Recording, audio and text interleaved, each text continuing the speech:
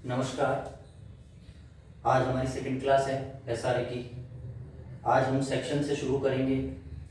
उससे पहले मैं चाहता हूं कि आपको एक बार रेंज बता दूं मैं सेक्शंस की, कि एक बार आप गो थ्रू हो जाएं कि इस सब्जेक्ट में क्या क्या है। उसके साथ हम एक एग्जांपल भी लेंगे जिससे आपको कंसेप्ट क्लियर करने में आसानी हो।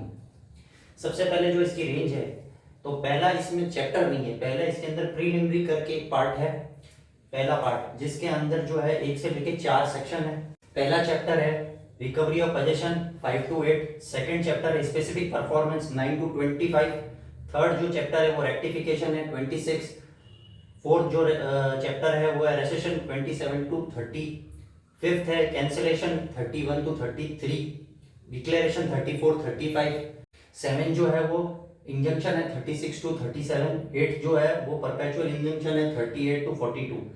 अब हम एक एग्जांपल देखते हैं कि एग्जांपल से हमारा कंसेप्ट कैसे क्लियर हो पाता है। जैसे कि ए एक पर्सन है जो कि बी को ऑफर करता है कि मुझे आपकी जो कार है वो 2 लाख के अंदर खरीदनी है।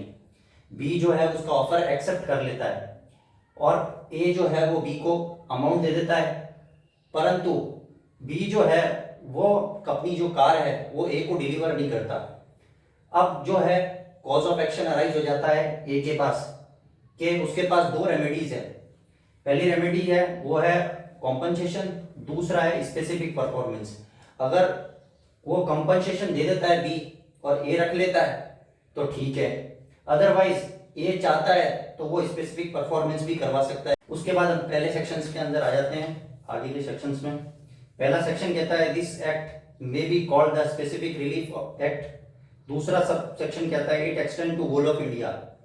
ये पूरे इंडिया पे लागू होगा, जहां जहां पर इंडिया की टेरिटरी है वहां वहां पर ये एक्ट जो है वो लागू होगा। थर्ड क्लॉज है इसका, it shall come into force on such date as the central government may by notification in the official gazette appoint. जिस दिन सेंट्रल गवर्नमेंट ऑफिशियल गजेट के अंदर जो है वो नोटिफिकेशन इशू कर देगी उस दिन से इसका एनफोर्समेंट शुरू हो जाएगा। और आपको पता ही है कि हमने कल डिस्कस किया था अर्लियर क्लास के अंदर कि इसकी एनफोर्समेंट डेट क्या है, 1 मार्च 1964। अब हम सेकंड सेक्शंस के अंदर आ जाते हैं। उसके बाद आता है इसके अंदर सेकंड सेक्शन के अंदर ऑब्लिगेशन, जो कि सब क्लॉज 1 के अंदर दिया गया है। तो सेक्शन 2 के अंदर पहली डेफिनेशन दी गई है ए सब क्लॉज के अंदर, obligation every person duty enforceable by law. मतलब हर पर्सन की ड्यूटी बनती है कि वो लॉ को ओबे करे। दूसरा सेटलमेंट, सेटलमेंट का मतलब क्या है, means a instrument other than will और कोडिसल as defined by the Indian Succession Act whereby the destination or devolution of successive interest, movable or immovable property is disposed of or is agreed to be disposed of। मतलब कहने का मतलब ये है कि settlement वो है जो कि अदर देन विल या कोडोसिल, अगर विल और कोडोसिल में अगर आपको प्रॉपर्टी दे दी गई है तो फिर वो विल के अकॉर्डिंग ही होगी। अदरवाइज अगर आपने कोई कॉन्ट्रैक्ट के थ्रू किए है, कोई सेल डीड या कोई मॉर्गेज डीड, अगर उसमें जिस तरीके का क्लॉज दिया गया है तो उसी तरीके से वो जो है परफॉर्म होगी। सीधा सीधा यही फंडा है इसके अंदर। तीसरा सब क्लॉज कहता है ट्रस्ट क्या है।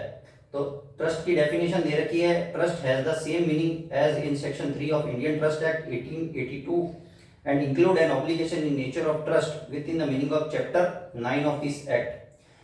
देखा जाए तो हिंदू लॉ के अंदर भी जो है वो ट्रस्ट आता है। तो ट्रस्ट का मतलब क्या है, कोई वेलफेयर करने के लिए कोई ऐसी इंस्टीट्यूट बनाई गई है जो कि किसी कम्युनिटी के लिए या ग्रुप ऑफ पर्संस के लिए भी जो बनाई गई इंस्टीट्यूट वो कर सकता है, उसे हम ट्रस्ट कहते हैं। डी के अंदर कहा गया है trustee means include every person holding property in trust. मतलब जो कि पर्सन जो है उसके पास ट्रस्ट की प्रॉपर्टी है तो वह ट्रस्टी है।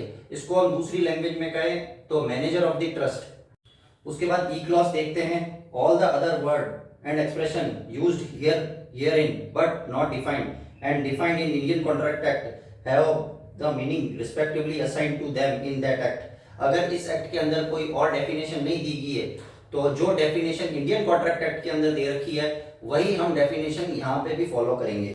सेक्शन 3, इसको हमें अच्छे तरीके से पढ़ना होगा। इसकी हमें जो है पहली लाइन ना पढ़ के पहले इसका जो है वो आगे की लाइन हमें पढ़नी पड़ेगी, जो कि नथिंग से शुरू हो रही है। Nothing in this act shall be deemed to be deprive any person of any right to relief other than specific performance which he may under any contract। इसका मतलब ये है कि ये एक्ट जो है वो किसी पर्सन को बार नहीं करेगा रिलीफ क्लेम करने से, अदर देन सिर्फ स्पेसिफिक परफॉर्मेंस से, विच ही मे अंडर एनी कॉन्ट्रैक्ट। ठीक है। दूसरा, B affect the operation of Indian registration act 1908 on the document. ये इंडियन रजिस्ट्रेशन एक्ट को भी कोई बार नहीं करेगा, उसके प्रोविजन भी। अब उसकी ऊपर वाली लाइन पढ़नी, except as otherwise provided herein. मतलब अगर एक्सेप्शन में अगर दे रखा है अगले नीचे के प्रोविजंस में जो कि आने वाले सेक्शंस में, तो फिर वो बार हो सकता है। फोर्थ सेक्शन है, specific relief to be granted only for enforcement of individual civil right and not for enforcing penal right. इसका मतलब ये है कि जो स्पेसिफिक परफॉर्मेंस का सूट जो होगा वो ओनली सिविल केसेस के अंदर होगा, ना कि कोई क्रिमिनल सूट के अंदर। जैसे कि एग्जांपल लेते हैं, एक बंदा है जो कि बी को बोलता है कि आप मुझे जो है वो 50,000 का ओपीएम सप्लाई कर दीजिए। अगर बी जो है वो ओपीएम सप्लाई नहीं करता तो क्या ए जो है वो स्पेसिफिक परफॉर्मेंस का सूट फाइल कर सकता है? तो इसका आंसर है नहीं, क्योंकि जो कॉन्ट्रैक्ट ही ऑलरेडी इलीगल है नेचर में, तो वो कभी परफॉर्म नहीं हो पाएगा।